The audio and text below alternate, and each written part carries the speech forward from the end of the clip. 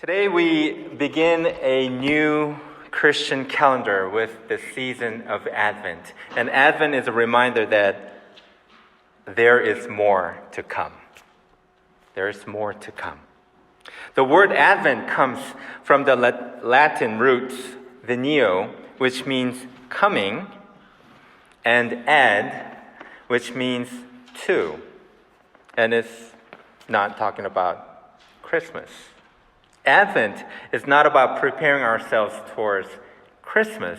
However, it is about preparing ourselves towards the returning of Christ and the fulfillment of the promised kingdom, which we've been talking about throughout the last month.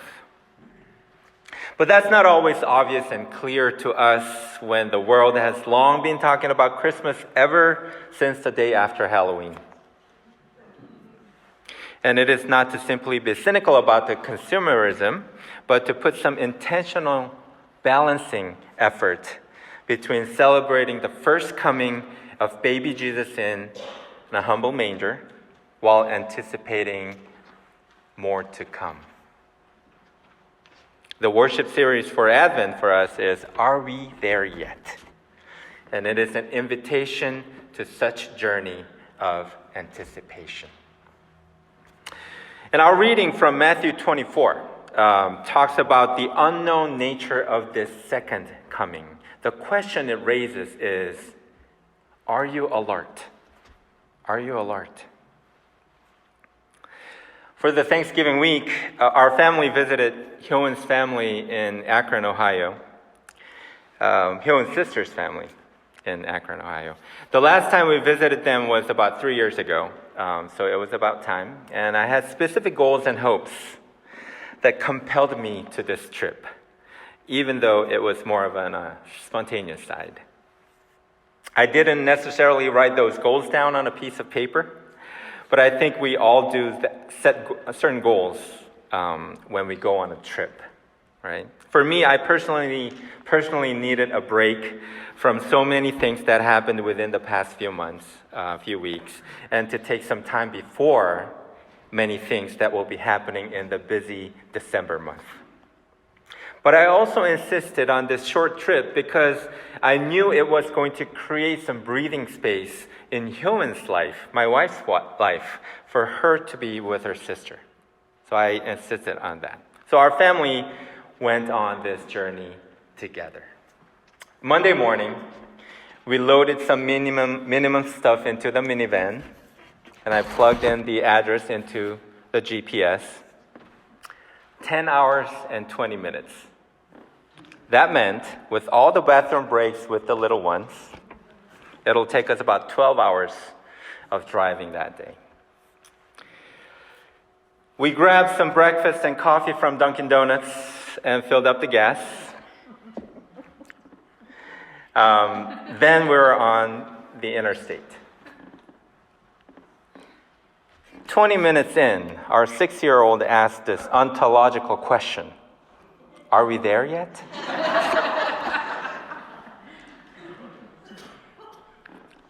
Seated next to him, there is the 2-year-old who doesn't have a clue what's going on.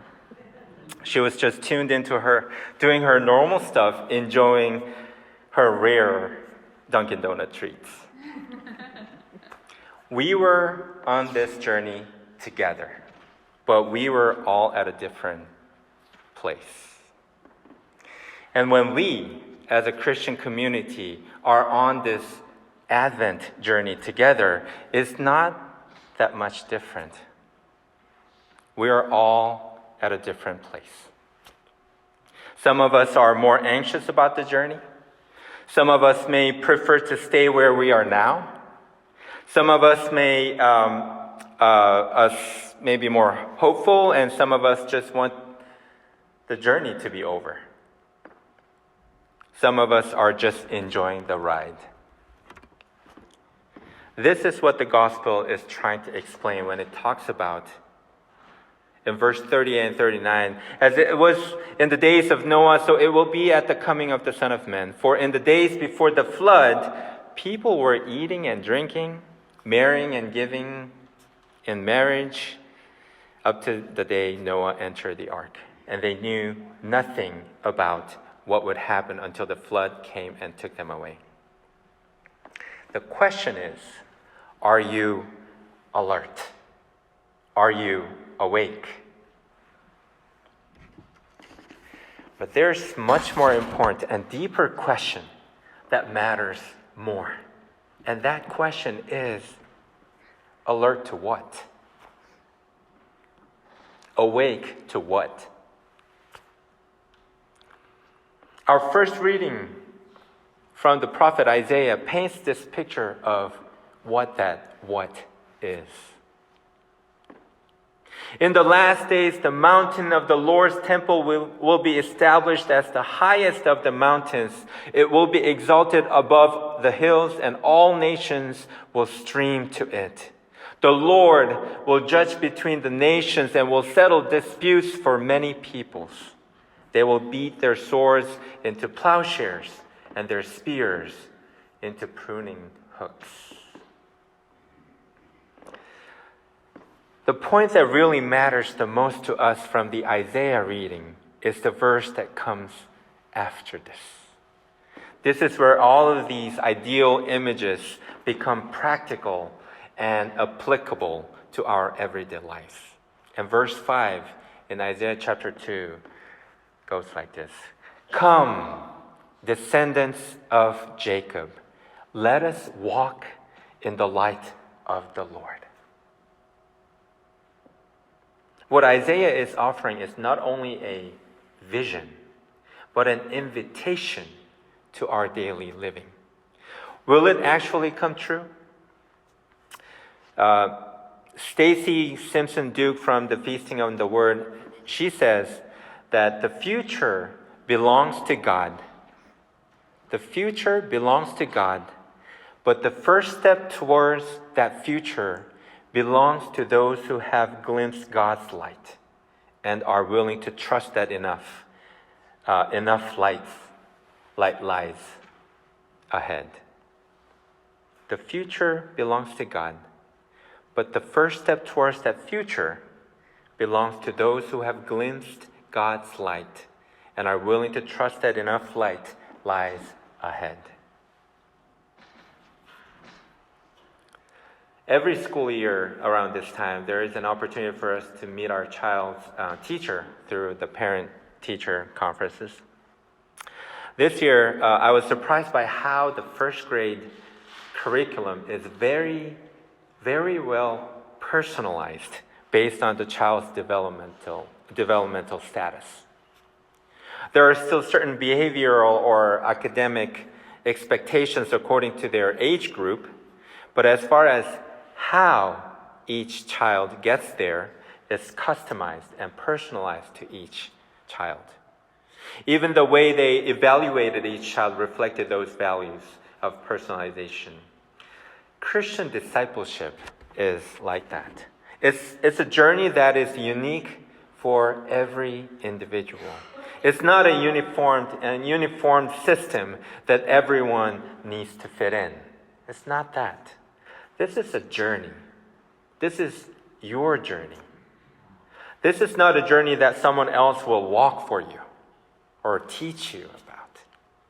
It's about you making a choice to take that first step towards the future because you experienced God's light before and you are willing to trust that.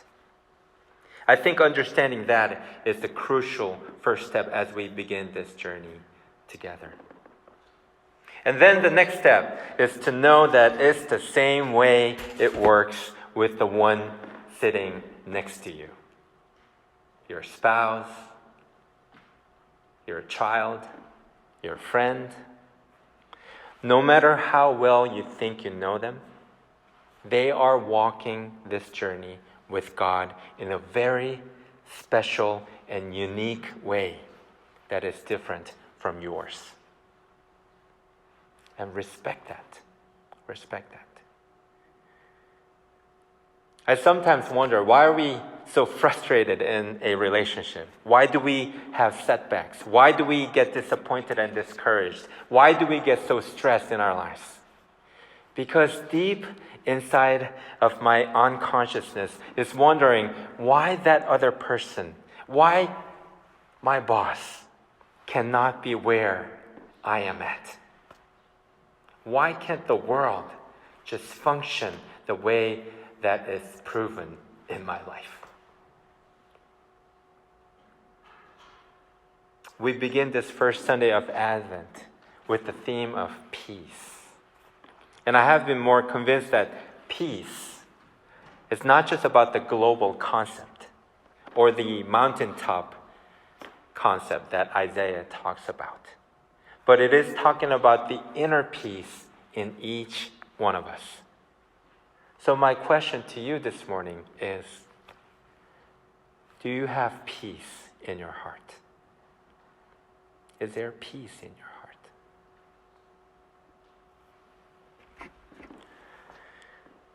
There is an old joke about sculpting that I learned as I was preparing for this message this week. And the joke goes like this. How do you make a sculpture of a horse?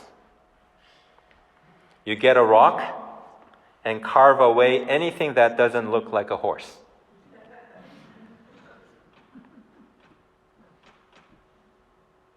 If we can do that as our first step of this lifelong journey towards something that each one of us truly yearn for, that deep yearning that underlines all of our effort to fill it in with something else during the Black Fridays and Cyber Mondays.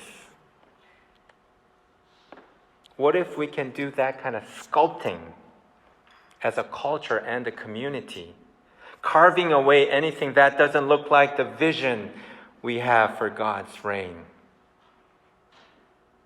Wouldn't that bring each one of us closer to the state of peace? Our Advent journey begins from that choice, from that intentional choice, from that intentional choice of divine to enter this human world. From that intentional choice of divine to love and forgive through crucifixion. And that intentional choice that we make today to gather at this table to remember that story once again.